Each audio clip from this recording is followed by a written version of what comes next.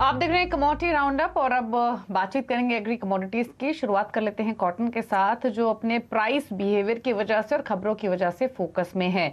अब बात करते हैं लेटेस्ट डेवलपमेंट की, जहां पर सेबी ने एमसीएक्स पर जो कॉटन वायदा में ट्रेडिंग है फ्यूचर्स में, उसमें रोक लगा दी है 1 महीने के लिए।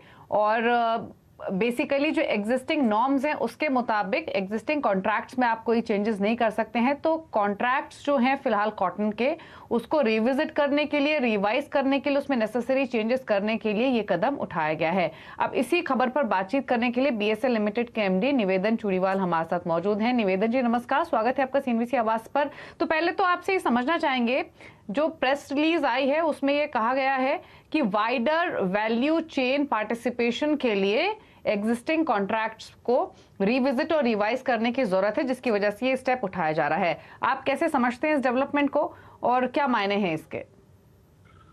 जी नमस्कार, एक बार आपके कार्यक्रम पे बुलाने के लिए पुनः धन्यवाद। देखिए, ये एक सराहनीय कदम है और इससे कुछ हद तक जो वॉलेटिलिटी है उसमें फर्क पड़ेगा, पर इसको हमें दो तरह से समझने की आवश्यकता है। ये जो फ्यूचर्स को लेके जो स्पेकुलेटिव मूव्स हो रहे थे उससे इसमें काफी अंतर पड़ेगा, और 1 महीने के जो रिस्ट्रिक्शन या एम्बार्गो लगा दिया गया है तो फ्यूचर्स को लेके जो वॉलेटिलिटी है वो उसमें रोक लगाई जाएगी। पर जो बाजार में तेजी है, जो करंट इनहेड तेजी है, जहां दाम 1 लाख रुपए कैंडी से गिर के 85,000 पे आ गए थे और पुनः 1 लाख के लगभग पहुंच गए हैं, उस पे इस समय इस मूव से कोई अंतर पड़ता हुआ मुझे नहीं लग रहा है। हम लगभग अगस्त के अंत में हैं, सितंबर मिड और एंड अक्टूबर में नई फसल आने की उम्मीद है, और नई फसल आने के बाद ही हम ये जान पाएंगे सही मायने में कि आगे के समय में बाजार में दाम में कितना फर्क पड़ेगा। स्टेबिलिटी आती है इन प्राइसेस पे या गिरावट आती है जिसकी हम सब अपेक्षा कर रहे हैं। सो ये जैसे मैंने कहा, इसको दो रूप में देखना पड़ेगा। It is a good measure to control volatility, but जो करंट प्राइस है वो नए क्रॉप्स के आने के बाद ही हम बता पाएंगे क्या स्थिति रहेगी। कुणाल, इनफैक्ट निवेदक जी ने एक ही जवाब में जो इम्पोर्टेंट बिंदु हैं उनको हाईलाइट किया।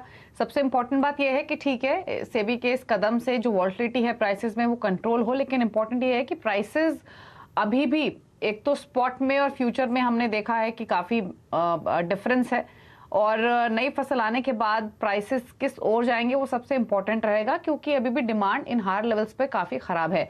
आपका सेंस क्या कहता है प्राइसेस को लेकर?